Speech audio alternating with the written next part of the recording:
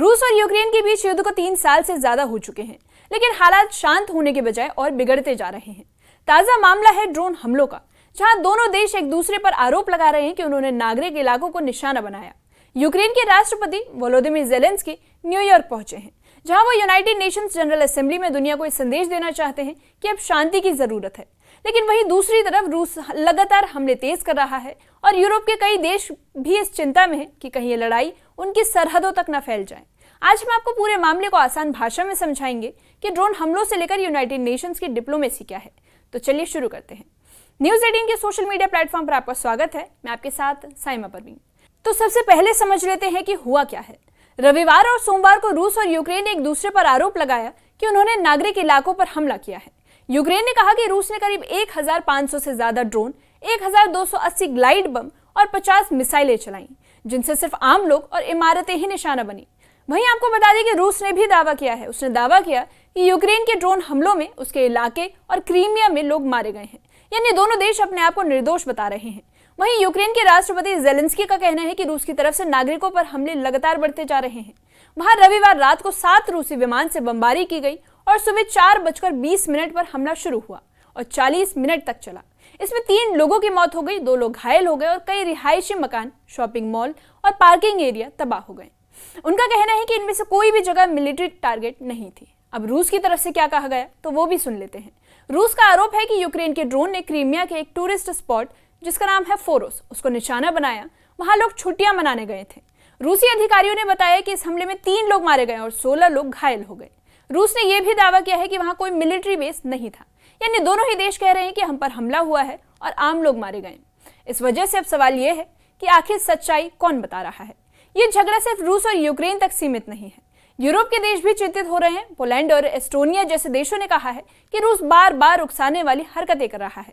कभी ड्रोन उनकी जमीन पर गिर जाते हैं तो कभी रूसी लड़ाकू विमान उसकी हवाई सीमा में घुस जाते हैं। लातविया के राष्ट्रपति ने तो यहां तक कह दिया कि रूस जानबूझकर नाटो को टेस्ट कर रहा है, मतलब ये देख रहा है कि पश्चिमी देश कितनी दूर तक उसका सामना करने के लिए तैयार हैं। यहाँ पहले इस बात को समझ लेते हैं कि नाटो यानी नॉर्थ अटलांटिक ट्रीटी ऑर्गेनाइजेशन असल में एक सैन्य गठबंधन है। इसमें अमेरिका और यूरोप के 30 से ज्यादा देश हैं।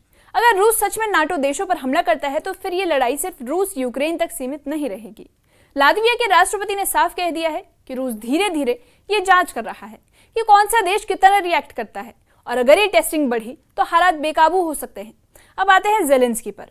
उन्होंने कहा है कि यह हफ्ता बेहद अहम होने वाला है क्योंकि वह न्यूयॉर्क में यूनाइटेड जनरल असेंबली में हिस्सा ले रहे हैं। उनका वहां शेड्यूल इतना टाइट है कि उन्होंने करीब 20 से ज्यादा देशों के नेताओं से मीटिंग फिक्स की है। उनका मकसद है दुनिया को यह बताना कि रूस के खिलाफ और मजबूत एक्शन लिया जाए। उन्होंने लिखा कि अगर ताकत नहीं होगी तो शांति कभी नहीं टिक पाएगी, यानी वो दुनिया को एकजुट करना चाहते हैं। वहीं ज़ेलेंस्की ने यहां तक कह दिया कि वो रूस के राष्ट्रपति पुतिन से मिलने के लिए भी तैयार हैं, बशर्ते कि कोई ठोस सीज़फायर का प्रस्ताव सामने रखा जाए। हालांकि रूस इस बात से खुश नहीं है। रूस को यह दिक्कत है कि वो नहीं चाहता कि शर्तें यूक्रेन तय करे। यही वजह है कि शांति की बात सिर्फ बातचीत में रह जाती है, लेकिन जमीनी स्तर पर ड्रोन और बमबारी ही चल रही है। और इस पूरे मामले में अमेरिका का रोल समझना भी जरूरी हो गया है। यूक्रेन लगातार कह रहा है कि रूस पर सख्त सैंक्शंस लगाए जाएं। अब तक अमेरिका और यूरोप ने रूस पर काफी आर्थिक प्रतिबंध लगाए हैं, लेकिन रूस अभी भी मजबूत खड़ा है। वहीं ज़ेलेंस्की का मानना है कि जब तक रूस की कमर तोड़ने वाले प्रतिबंध नहीं लगाए जाएंगे तब तक ये युद्ध नहीं रुकेगा। इसी बीच अमेरिका के राष्ट्रपति डोनाल्ड ट्रंप की पॉलिसी थोड़ी अलग है। ट्रंप ने जनवरी में पद संभालने के बाद कहा था कि वो शांति समझौता करना चाहते हैं, लेकिन अब तक कोई नतीजा नहीं निकला है। ज़ेलेंस्की उनसे मिलने वाले हैं और उम्मीद कर रहे हैं कि अमेरिका पहले से ज्यादा मजबूती के साथ उनके साथ खड़ा होगा। अब आपको ये जानकर हैरानी होगी कि यूक्रेन ने क्या कहा। तो उसने कहा कि रूस जिन हथियारों से हमला कर रहा है उनमें 1,32,000 से ज्यादा विदेशी पार्ट्स इस्तेमाल हुए हैं, यानी ये पुर्जे अलग अलग देशों से आए हैं। और इस बयान का मतलब साफ है कि ज़ेलेंस्की ये दिखाना चाहते हैं कि दुनिया की सप्लाई चेन का इस्तेमाल करके रूस अपनी ताकत बनाए हुए है, और इसलिए वो अपील कर रहे हैं कि दुनिया को मिलकर रूस को अलग थलग करना होगा। अब बात कर लेते हैं रूस की। तो रूस का कहना है कि वो सिर्फ जवाबी कार्रवाई कर रहा है। इसी बीच बेलगोरोद रीजन के गवर्नर ने कहा कि यूक्रेन के ड्रोन हमलों में 3 लोग मारे गए और 10 से ज्यादा घायल हुए। वहीं रूस के डिफेंस मिनिस्ट्री का दावा है कि उन्होंने 114 यूक्रेनी ड्रोन गिराए हैं। मतलब रूस भी खुद को पीड़ित दिखा रहा है और कह रहे हैं कि हमले की शुरुआत हमारी तरफ से नहीं हुई। यहाँ असली मुश्किल यह है कि दोनों देशों की बातें सुनकर किसी को सच समझना मुश्किल हो रहा है। एक तरफ यूक्रेन कहता है कि रूस ने नागरिकों को निशाना बनाया, तो वहीं दूसरी तरफ रूस कहता है कि यूक्रेन ने सिविल एरिया में हमला किया है। और जब तक स्वतंत्र जांच या रिपोर्ट सामने नहीं आती, दुनिया के सामने दोनों की कहानियां एक दूसरे को काटती रहेंगी। और यही वजह है कि ये युद्ध इतना लंबा खिंच गया है। अब आखिर में सवाल यह है कि क्या इस बार यूनाइटेड नेशंस में कुछ नया होगा? सच्चाई यह है कि अब तक यूनाइटेड नेशन सिर्फ मीटिंग करता रहा है। कई देशों ने रूस की निंदा की है, लेकिन कोई बड़ा कदम नहीं उठाया गया। ज़ेलेंस्की इस बार कोशिश कर रहे हैं कि यूनाइटेड नेशन सिक्योरिटी काउंसिल इस रूस पर दबाव बनाए, लेकिन रूस खुद इस काउंसिल का परमानेंट मेंबर है और वहां उसका वीटो पावर है। तो साफ है कि मामला आसान नहीं होने वाला।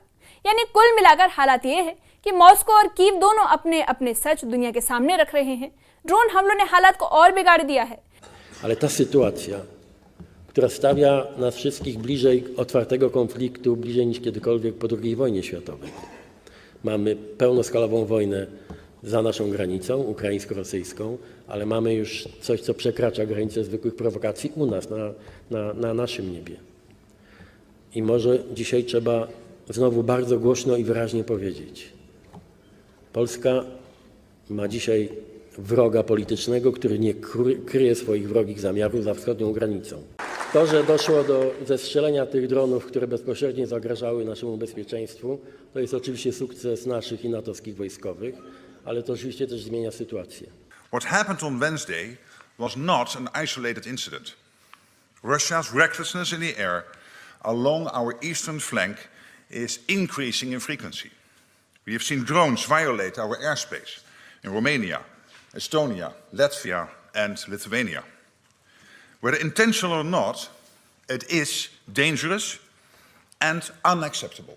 To ensure that we are prepared and ready to defend every inch of Allied territory. And today, General Kinkowicz and I are here to announce that NATO is launching Eastern Sentry to bolster our posture even further along our eastern flank. It is very important that the NATO shows the unity amongst the membership, and also it's a very clear message to Putin that he cannot push the lines all the time. So 12 minutes violation, heavy violation of NATO airspace needs a solid response on political level and as well on practical level. Russian jets entered Estonia's airspace today for 12 minutes. Do you see that as a threat to NATO? Well, I'm going to have to look at it. They're going to be briefing me in a short while, so I'll let you know about it tonight or tomorrow. What's your take in general? Just being Well, I don't love it. I don't love it when that happens. It could be big trouble, but I'll let you know later. They're going to brief me in about an hour. Europe tension में है कि कहीं लड़ाई उसकी सरहद तक ना पहुंच पाए। ज़ेलेंस्की उम्मीद कर रहे हैं कि यूनाइटेड नेशंस में उन्हें ज्यादा सपोर्ट मिले, लेकिन सवाल वही है कि क्या सिर्फ मीटिंग और बयानबाजी से युद्ध रुक सकता है? शायद नहीं। रूस यूक्रेन युद्ध अब सिर्फ दो देशों का मुद्दा नहीं, बल्कि एक ऐसा संकट बन चुका है जिसमें पूरी दुनिया की राजनीति, सुरक्षा और शांति दांव पर लगी है।